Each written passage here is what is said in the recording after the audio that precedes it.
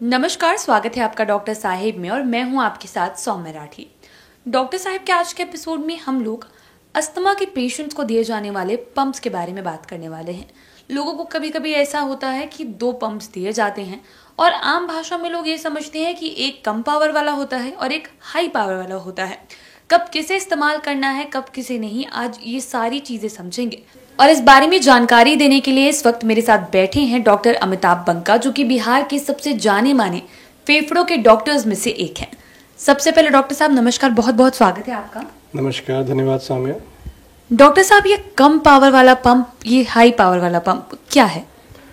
देखिए, ये कम power high power का पंप नहीं होता है। अगर उसको हम मेडिकल भाषा में आपको समझाने की कोशिश करें तो पंप कंट्रोलर और रिलीवर पंप होता है। कंट्रोलर मतलब जो आपकी बीमारी को कंट्रोल करके रखता है, ठीक करके रखता है। रिलीवर मतलब कि जो तुरंत आपको आराम देता है। तो कंट्रोलर और रिलीवर 2 कंसेप्ट होता है। कंट्रोलर मतलब जो आप रोज़मर्रा में आप लेते हो जिससे आपको आराम रहता है।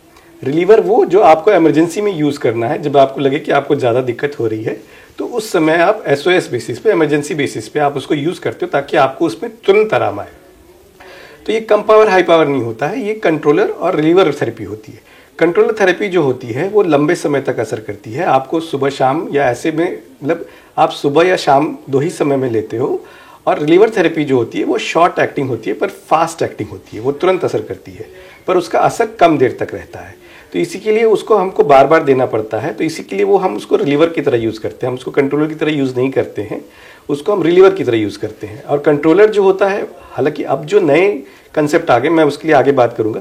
तो कंट्रोलर थेरेपी जो होती है वो लंबे समय तक असर करती है।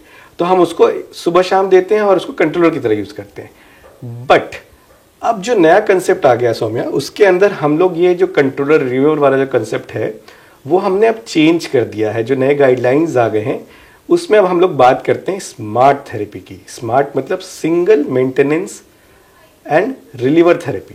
मतलब हम कंट्रोलर और रिलीवर के लिए एक ही इन्हेलर का इस्तेमाल करते हैं। यानी कि जो हम पहले कंट्रोलर के लिए जो हम थेरेपी इन्हेलर यूज़ कर रहे होते थे, वही अब हम रिलीवर के लिए भी यूज़ करते हैं। हुआ क्या है कि जो नए मॉलिक्यूल्स आए हैं कंट्रोलर के लिए, वो अब इतने फास्ट एक्टिंग भी हैं कि हम उनको रिलीवर की तरह भी यूज़ कर सकते हैं। तो वो लॉन्ग एक्टिंग भी हैं और फास्ट एक्टिंग भी है। तो उससे क्या हो जाता है कि अब हमको, जैसे पहले क्या था कि कंट्रोल थेरेपी बहुत फास्ट एक्टिंग नहीं थे, तो हमें एक रिलीवर थेरेपी अलग से यूज़ करना पड़ता था ताकि हमको तुरंत उसका असर मिले। अब क्या हो गया है कि जो कंट्रोलर थेरेपी है वो इतने फास्ट हो गए हैं कि वो रिलीवर की तरह ही एक्ट करते हैं, तुरंत असर कर जाते हैं। तो अब हमें 2 पंप कैरी नहीं करना पड़ता है। अब हमारे पास एक ही पंप होता है जिसको हम कंट्रोलर की तरह सुबह शाम भी यूज़ करते हैं। और अगर हमको कभी लगता है कि हमको ज़्यादा दिक्कत हो रही है तो हम उसको एज अ रिलीवर भी यूज़ कर सकते हैं। तो जो आप कम पावर ज़्यादा पावर बोल रहे हो ना, वो एक्चुअल में कंट्रोलर थेरेपी है और रिलीवर थेरेपी है। और अब जो नया कंसेप्ट आ गया है वो स्मार्ट थेरेपी आ गया है, जिसमें हम दोनों में एक ही इस्तेमाल करते हैं, 2 अलग अलग थेरेपी नहीं इस्तेमाल करते हैं।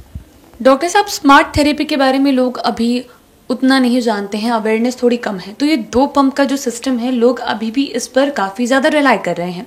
ऐसे में मैं चाहूँगी आप हमारे दर्शकों को ये बताएं कि अगर वो ट्रैवलिंग पे जा रहे हो तो कौन सा पंप उनके साथ होना चाहिए, और ये जो रिलीवर पंप है, यानी कि उनकी भाषा में समझा जाए तो ये हाई पावर वाला पंप, ये किस सिचुएशन में रामबाण बनेगा?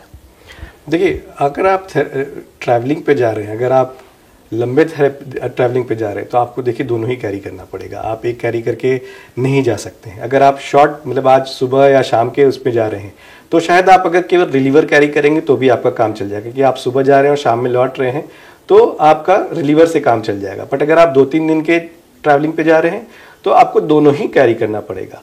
और जहाँ तक रिलीवर की बात है, जैसा मैंने बताया कि जब आपको अचानक से लगे कि ज़्यादा दिक्कत हो रही है या अटैक आ रहा है तो उस समय हम रिलीवर का इस्तेमाल करते हैं। पर जैसा मैंने अब आपको बताया कि कंट्रोलर और रिलीवर दोनों बराबर हो गए हैं, तो अब हम ऐसा कोई डिमार्केशन नहीं करते।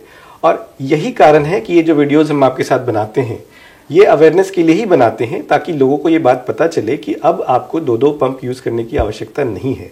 और यही पर्पस है कि अब हम अपने ब्रांच की भी अवेयरनेस बढ़ा रहे हैं और अपने मरीजों की भी अवेयरनेस बढ़ा रहे हैं।